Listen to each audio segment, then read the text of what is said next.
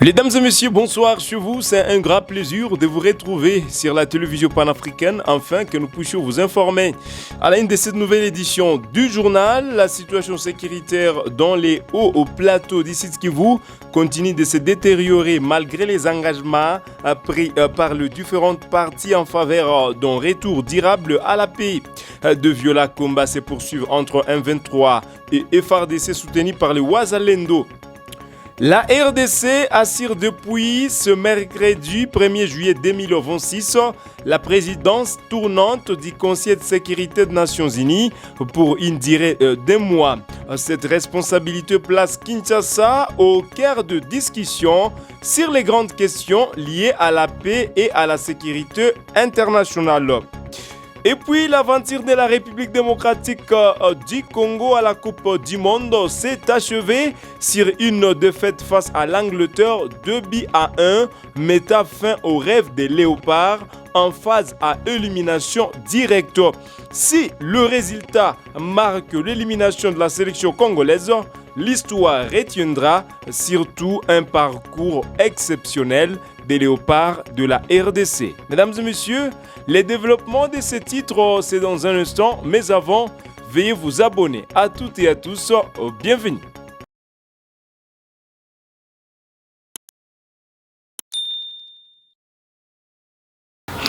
Débutons ces informations dans l'est de la République démocratique du Congo. La situation sécuritaire dans les hauts plateaux d'ici Kivu continue de se détériorer malgré les engagements pris par les différentes parties en faveur d'un retour durable à la paix. Suivez. La situation sécuritaire dans les hauts plateaux d'ici Kivu continue de se détériorer malgré les engagements pris par les différentes parties en faveur d'un retour durable de la paix. Selon plusieurs sources locales, la localité de Mikenge serait passée dans la soirée du mercredi 1er juillet sous le contrôle des combattants de la coalition M23, Red Tabara et Twirwaneho, à l'issue de nouveaux affrontements dans la zone. Des sources sécuritaires locales affirment également que des drones auraient été utilisés lors des opérations militaires dans cette région. Selon ces mêmes sources, ces appareils auraient contribué à la progression des combattants vers Mikenge et auraient également freiné les opérations de FARDC et Wazalendo autour de Minembwe. Deux habitants des hauts plateaux de Fizi rapportent par ailleurs que plusieurs villages auraient été touchés par des frappes aériennes ces dernières semaines, tandis que des positions des forces gouvernementales auraient également subi des attaques. Ces informations n'ont pas toutefois été confirmées de manière indépendante. Cette évolution de la situation pourrait accentuer les inquiétudes quant à la stabilité des territoires de Fizi et d'Ouvira. Certains observateurs estiment que cette dynamique se poursuivait d'autres agglomérations, notamment Point Zéro et Baraka, pourraient être exposées à une intensification des affrontements avec un risque d'extension de l'insécurité vers les provinces voisines. Alors que les efforts diplomatiques se poursuivent à Doha, délocalisé en Suisse, en vue d'un règlement des conflits, plusieurs analystes soulignent les contrastes entre les annonces en faveur de la paix et la réalité observée sur le terrain. Membre non permanent au sein du Conseil de l'Organisation des Nations Unies, la République démocratique du Congo assure, depuis ce mercredi 1er juillet 2026, la présidence tournante du Conseil de sécurité des Nations Unies pour une durée de 2 mois. Suivez.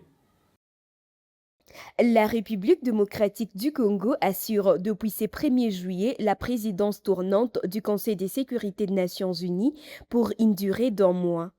Cette responsabilité place Kinshasa au cœur des discussions sur les grandes questions liées à la paix et à la sécurité internationale, avec la mission de présider les réunions, de coordonner les débats et de fixer les priorités de l'agenda du Conseil. Bien qu'elle ne dispose pas du droit de veto réservé aux 5 membres permanents, elle contribue aux décisions portant notamment sur les sanctions internationales ainsi que sur les réponses politiques et sécuritaires aux différentes crises à travers le monde. Cette présidence représente une tribune diplomatique importante pour la RDC qui peut mettre en avant les préoccupations du continent africain et promouvoir des solutions concertées aux conflits. Elle intervient dans un contexte où plusieurs dossiers liés à la paix et à la sécurité en Afrique, notamment dans la région de Grand Lac, demeurent au centre de préoccupation de la communauté internationale. Par ailleurs, la RDC siège au sein du groupe de ZA3, aux côtés du Libéria et d'un troisième État africain membre non permanent du Conseil de sécurité. Cette plateforme permet aux représentants africains de coordonner leurs positions et de défendre les priorités de l'Union africaine sur les questions touchant le continent, renforçant ainsi la voix de l'Afrique au sein des Nations unies. La caravane des infrastructures a atteint la localité d'Nzouba ce mercredi 1er juillet 2026 après avoir parcouru toute la route nationale numéro 1, donc depuis Kinshasa, soit un trajet total de près de 1300 km. Suivez ce reportage. Avec à sa tête le ministre des Infrastructures et Travaux Publics, la caravane des infrastructures, initiée pour attirer davantage de visibilité sur les réalisations en cours sur la route nationale numéro 1 et sur certains de ses projets connexes, a atteint la localité Ngouba à la jonction avec la route nationale numéro 39 au petit matin de ce mercredi 1er juillet 2026. Lors de cette dernière journée, la caravane est partie de Kamina pour Ngouba, soit un parcours de 295 km dont 60% sont encore en terre et 40 déjà revêtus ou en cours de revêtement. Nous sommes là sur les lots 5 et 6 du projet où 10 ponts définitifs ont déjà pris la place de ceux métalliques devenus vétustes. Ça sera le cas très prochainement du pont Bundwe à l'entrée de la cité de Bukama où le ministre a fait un stop bien particulier. Ce pont, plusieurs fois victime de la surcharge des camionneurs, est pourtant indispensable pour le trafic sur la RN1 dans cette zone. Un jour auparavant, la caravane avait parcouru 417 km des lots 2,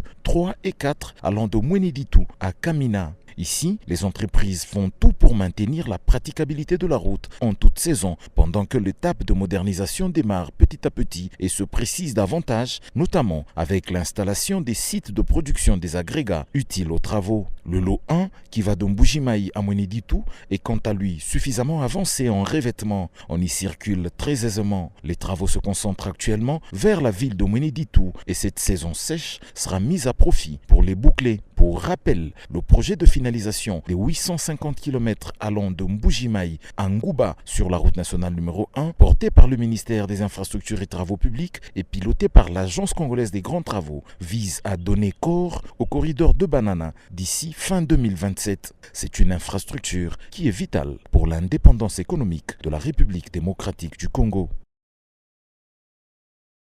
C'est un site de plus de 4 hectares appelé à devenir un centre de formation de la police nationale congolaise qui reçoit la visite d'inspection de la vice-ministre en charge de l'Intérieur, Eugénie Thielankamba, dans le Grand Bandundu. Suivez.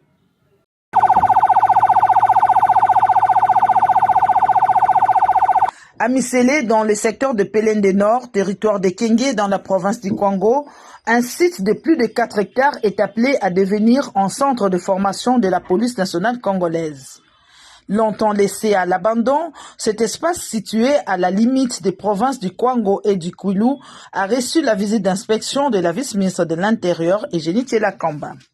L'objectif est de doter cette partie du pays d'une infrastructure moderne capable d'assurer la formation et le renforcement des capacités des futurs recrues de la police nationale congolaise.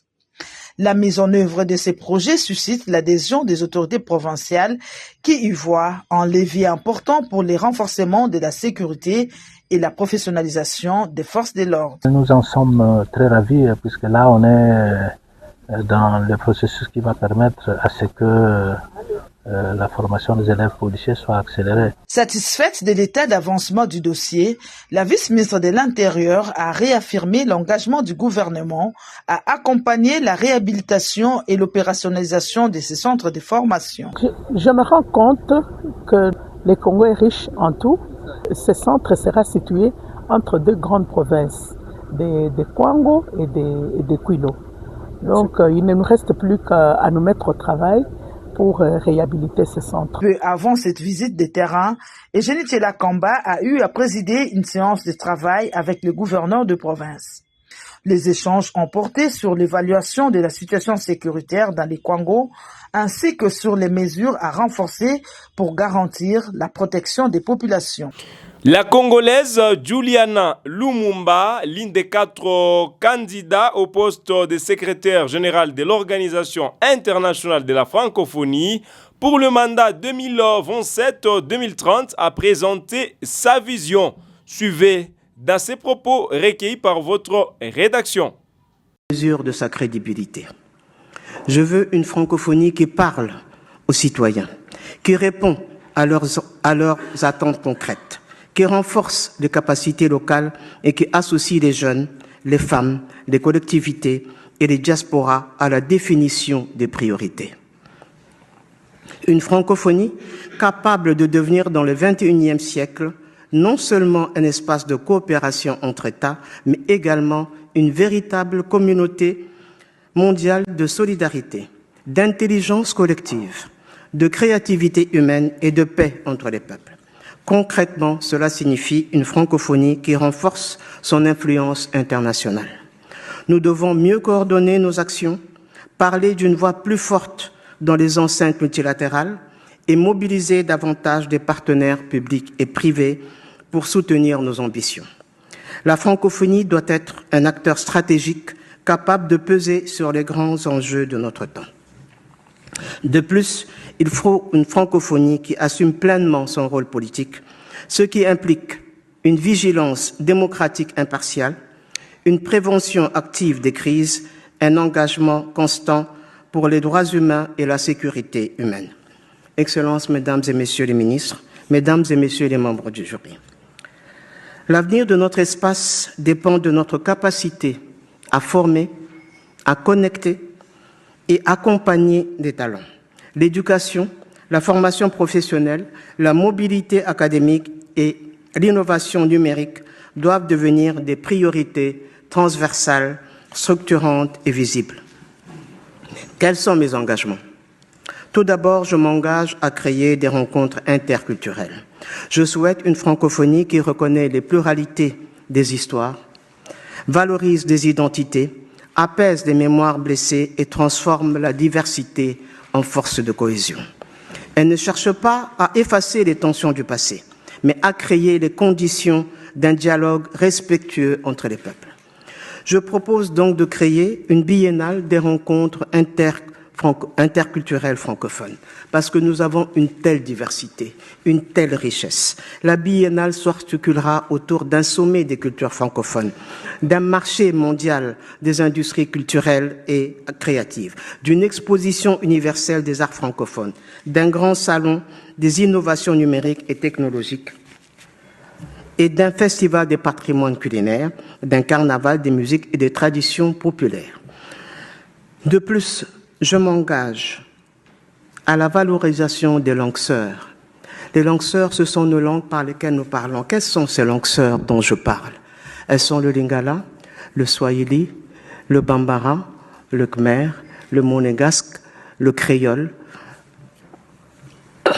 le néerlandais, toutes les langues par lesquelles nous sommes ici dans cette salle et chacun la parle. Mais quelle est la langue qui nous unit? C'est le français. C'est la langue qui nous relie. C'est la langue par laquelle nous parlons. Et lorsque nous valorisons nos langues sœurs, nos langues qui sont les vecteurs de nos identités, nous renforçons aussi le français. Parce que pour moi, le français, c'est la langue pivot qui est là. C'est pas une langue de domination. En ce qui nous concerne, c'est une langue qui nous relie. C'est la langue du savoir, c'est la langue de l'innovation. Et lorsque nous parlons du français, 65% des locuteurs de la langue française sont en Afrique. Et l'Afrique est très jeune. Et la jeunesse est le cœur de la francophonie. La jeunesse, c'est la génération Z. C'est la génération du numérique. Au XXIe siècle, il n'est pas acceptable qu'un seul jeune soit hors connexion. Et cette jeunesse, qu'est-ce qu'elle demande? Cette jeunesse, d'où qu'elle vienne, qu'elle soit en France, qu'elle soit à Tombouctou, qu'elle soit à Phnom Penh, qu'elle soit à Dakar, ils ont envie de faire partie du développement de leur pays. Mais nous nous retrouvons quelque part dans certains pays francophones avec la fracture numérique. Mais cette jeunesse a besoin de formation et c'est par le numérique que nous réussirons à réduire cette fracture numérique par une formation accélérée par le numérique. Mais en parlant du numérique, il y a pour le développement de nos États francophones, d'abord, l'éducation de base. Or, l'éducation de base, souvent, malheureusement, quand l'éducation n'est pas gratuite, ce sont les jeunes filles qui sont évidemment marginalisées. Mais nous savons que par le numérique, par les applications qui existent, nous pouvons alphabétiser et scolariser ces jeunes filles, même dans les coins les plus reculés. Et c'est très important, en tout cas pour nous, pour la plupart des pays francophones, de faire en sorte que ces jeunes filles, non seulement apprennent à lire et écrire, mais qu'elles puissent avoir une formation et une alphabétisation qui leur permettent demain d'être autonomes financièrement. Et donc de cela. Et lorsque nous parlons de cela, qu'est-ce qui est important? Il est aussi important de promouvoir la mobilité, parce que quand je parle d'une francophonie plus solidaire, plus inclusive, plus proche des gens, il faudrait que ces jeunes qui ont besoin de formation, ces jeunes filles qui ont besoin d'école, ces entrepreneurs qui ont besoin d'investisseurs, il faudrait que nous puissions bouger, que nous puissions nous parler, que nous puissions dialoguer. Nous pouvons travailler ensemble, construire ensemble. La mobilité est l'un des instruments les plus concrets de la solidarité francophone. Elle doit bénéficier aux étudiants qui sont des doctorants, aux chercheurs, aux enseignants, aux artistes, aux entrepreneurs et aux jeunes professionnels dans le respect des compétences souveraines des États. L'objectif est de faciliter les échanges, les partenariats, les parcours professionnels et la circulation des compétences, sans créer d'obligations uniformes. Après 15 ans d'interruption, le trafic ferroviaire urbain a officiellement repris les services à Kinshasa. Ce mardi 30 juillet 2026, le président Félix-Antoine Tshisekedi Tshilombo a inauguré la remise en service de la ligne Relia, la gare centrale à l'aéroport international d'Ndjili à Kinshasa. La relance du train urbain de la ville de Kinshasa, c'est désormais chose effective, après plusieurs décennies, au terme des travaux de réhabilitation et de modernisation du réseau ferroviaire. Le président de la République Félix-Antoine Tshisekedi Tshilombo a procédé ce mardi 30 juin 2026, jour anniversaire de l'indépendance de la République démocratique du Congo, au lancement du train urbain dans sa première phase sur la ligne Gare Centrale Aéroport International d'Ndjili. En compagnie de la distinguée première dame Denise Nyakeru Tshisekedi, le chef de l'État a pris place à bord du train urbain à destination de l'aéroport international d'Ndjili. Dans la cabine VIP où l'on a noté la présence de la première ministre Judith Suminwa, du vice-premier ministre, ministre des Transports Jean-Pierre Bemba et de quelques autres membres du gouvernement. Tout le long du parcours, la population en liesse a salué la reprise du trafic ferroviaire du train urbain.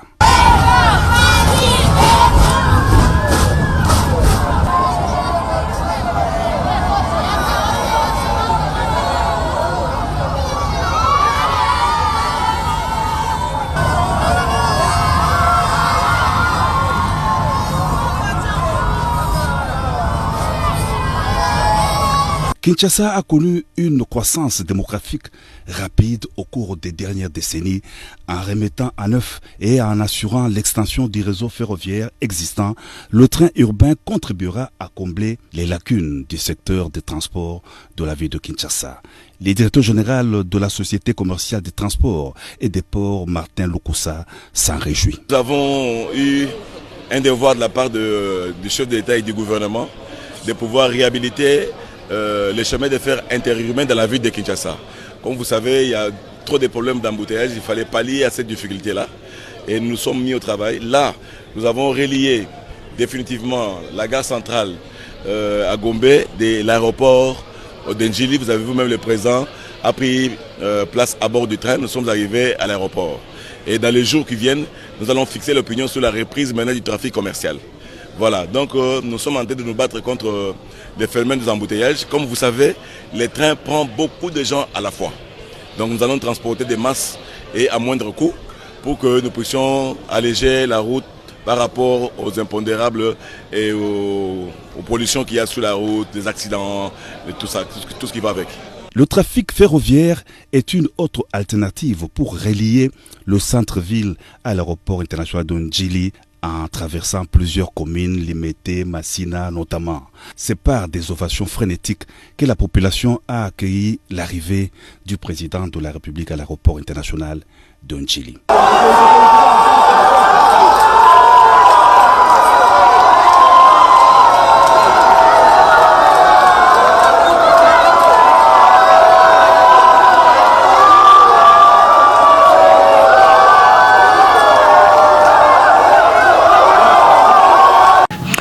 L'aventure de la République démocratique du Congo à la Coupe du Monde 2026 s'est achevée sur une défaite face à l'Angleterre 2-1, mettant fin au rêve des léopards en phase à élimination directe.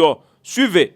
L'aventure de la République démocratique du Congo à la Coupe du Monde 2026 s'est achevée sur une défaite face à l'Angleterre 2-1, mettant fin au rêve des léopards en phase à élimination directe.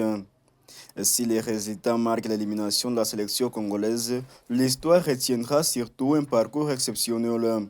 70 ans après leur dernière participation mondiale, les Congolais ont signé un retour remarqué en atteignant le 16e de finale, une première historique pour le pays. Face à une Angleterre classée 5e au classement FIFA, la RDC, 41e nation mondiale avant la compétition, n'a pas démérité. Brian Sipenga a fait exploser de joie les supporters en ouvrant le score dès la 6e minute. Pendant près de 70 minutes, les Léopards ont tenu tête aux Three Lions grâce à une défense disciplinée et un collectif combatif. Mais l'expérience anglaise a fini par faire la différence en Ruyken inscrivant un doublé au 75e et 84e minute pour offrir la qualification à son équipe. Durant toute la compétition, les exploits des Léopards ont rassemblé des millions de Congolais au pays comme dans la diaspora autour des mêmes sentiments de fierté. Dans l'est de la RDC, où les populations vivent depuis des années sous les points de l'insécurité et des conflits armés, le match de la sélection nationale ont offert des instants de joie et d'espoir permettant à de nombreuses familles d'oublier le temps de quelques heures les souffrances liées à la guerre. Les supporters ont salué le courage, la détermination et l'engagement des Léopards qui ont porté haut les couleurs de la RDC sur la scène internationale. Cette campagne mondiale laisse entrevoir un avenir prometteur pour cette génération de joueurs désormais convaincus qu'elle peut rivaliser avec les meilleures nations du football mondial.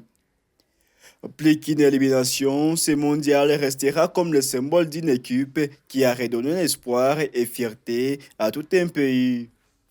Le plaisir a été le nôtre de vous compter nombreux sur la télévision panafricaine, afin que nous puissions vous informer, mesdames et messieurs.